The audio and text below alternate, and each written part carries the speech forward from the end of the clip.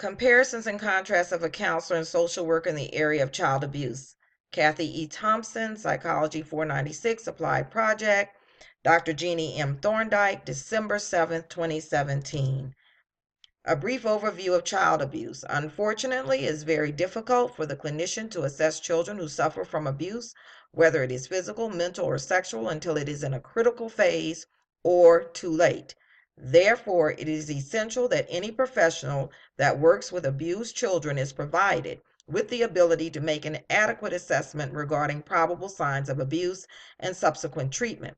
It is often legal professionals such as judges and law enforcement officers that assist mental health professionals in making a proper assessment of a child that is abused by providing evidence of the abuse. Side-by-side comparisons of two professionals in the area of child abuse. Child abuse counselor Patricia Johnson has been in her field 3 years. She has a master's degree in psychology. She has over 4,000 hours of supervised experience as a child abuse counselor. She's extremely dedicated to her clients. Child and family social worker Michael Hughes has been in his field 15 years. He has a bachelor's degree in social work. He is employed as a social worker with the state with a heavy caseload.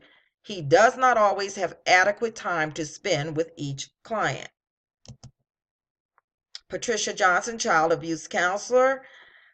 As you can see, Patricia is very happy in her position as a child abuse counselor because Patricia will spend a considerable amount of time conducting one-on-one interviews with the child who is considered to be a victim of abuse.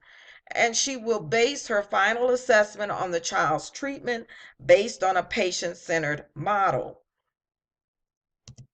Whereas Michael Hughes, child and family social worker, Michael, as you can see, he's boxed in because Michael will likely meet with the child, members of the child's family, and other health professionals in order to make his assessment on what is the best treatment for the child going forward.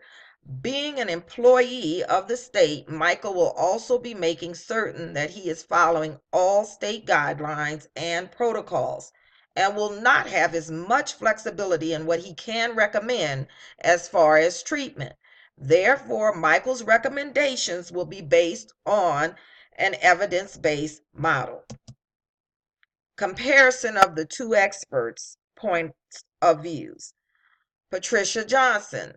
She has more time spent counseling the abused child. She has a manageable caseload, citing socialworklicensure.org. This is very commonplace for individuals who are able to manage their caseload because they're independent contractors and their caseload is not controlled by others. She's not burdened with having to meet certain guidelines imposed by regulatory bodies. As it were, by her not being a state employee, she does not have all the additional regulations and policies that she has to abide by in her practice. She is able to dedicate herself to the individual needs of each child. Michael Hughes, on the other hand, he will be limited in the amount of time he has with the abused child. He will be persistently overwhelmed by a heavy caseload. He spends as much or more time making certain he is complying with all the rules of regulatory bodies than the needs of the individual child that he's counseling. And this you can see from the Irish Examiner article cited. Also, after 15 years of working in this capacity, Michael is simply burnt out, citing Baker 2015. References, and I thank you so much for your time.